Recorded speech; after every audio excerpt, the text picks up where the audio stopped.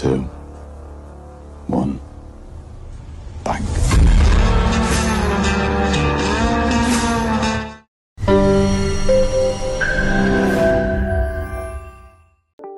क्या आपने कभी सोचा है कि हाई स्पीड वाली नॉन स्टॉप ट्रेन स्टेशन आते ही स्लो कैसे हो जाती है?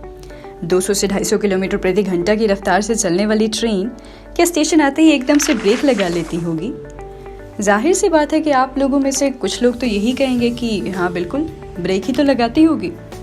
लेकिन आपको नहीं लगता कि इतनी हाई स्पीड पर चलते हुए एकदम से ब्रेक लगाने पर ट्रेन के ट्रैक से पलटने के चांसेस बढ़ सकते हैं?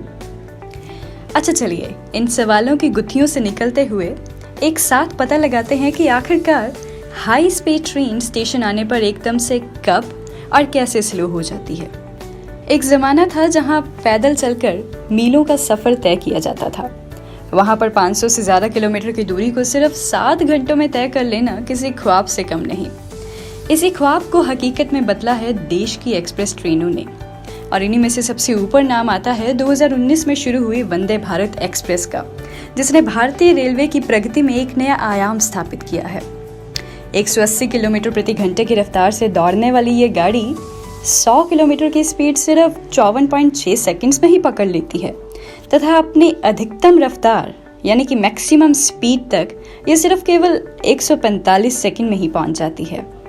लेकिन इतनी हाई स्पीड पर दौड़ने के बावजूद आखिरकार ये ट्रेन स्टेशन आते ही स्लो कैसे हो जाती होगी?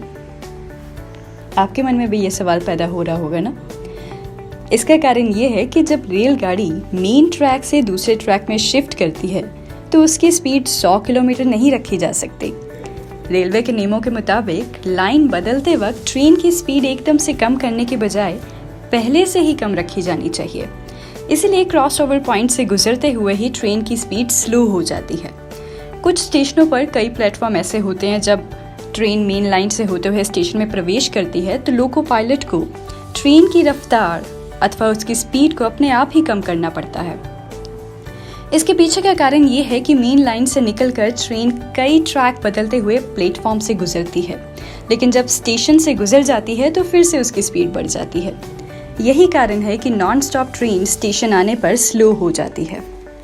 और तो और मेन लाइन पर ट्रेन 110 किलोमीटर प्रति घंटे की रफ्तार से चलती है, लेकिन नॉन स्टॉप ट्रेन अन्य स्टेशन के प्लेटफॉर्म से उतनी स्पीड से नहीं गुजरती। ज़्यादातर स्टेशनों पर नॉन स्टॉप ट्रेनों के लिए अप और डाउन ये 2 मेन लाइनें होती हैं। इन लाइनों पर ट्रेन अपनी गति से गुजरती है। लोको पायलट को स्पीड रिस्ट्रिक्शन का ये नियम बड़े स्टेशनों पर फॉलो करना बहुत ही ज़्यादा ज़रूरी होता है। इसके अलावा एक्सप्रेस ट्रेनों में 22 या 24 कोच या डब्बे होते हैं। नॉन स्टॉप ट्रेनों को यदि किसी स्टेशन पर रोकना होता है तो जिस गति से वह ट्रेन चल रही है उस गति से उसे प्लेटफॉर्म पर नहीं रोका जा सकता, क्योंकि यदि ज़्यादा गति में ट्रेन को रोकने के लिए ब्रेक लगाया गया तो ट्रेन में बेहद तेज़ झटका महसूस होगा। ऐसे में दुर्घटना होने की संभावनाएं भी बढ़ सकती हैं। तो इन सभी कारणों से नॉन स्टॉप ट्रेन किसी बड़े स्टेशन के आने से पहले ही स्लो हो जाती है। ताज़ा अपडेट्स व बड़ी खबरों के लिए सब्सक्राइब करें आज प्रकाश टीवी और बेल आइकन दबाना ना भूलें।